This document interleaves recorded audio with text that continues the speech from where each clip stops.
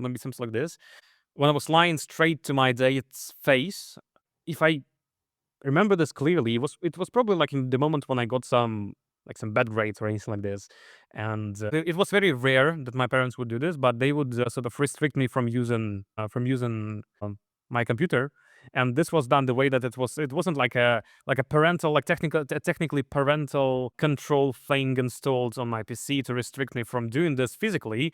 It was mainly like sort of a psychological trap to say just to say to me that you can't really do this, and I couldn't really because I saw my parents as people who have the authority in the first place, and I respected them.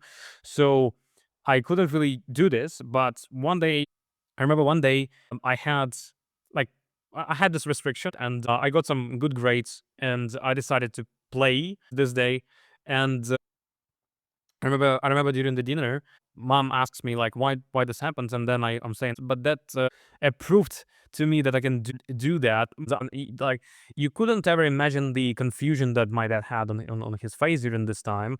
And my dad is a very open to conversation and very calm person that always gives space. And it was like a big confusion on his face. Obviously, I'm glad that it didn't result in anything huge to our relationship.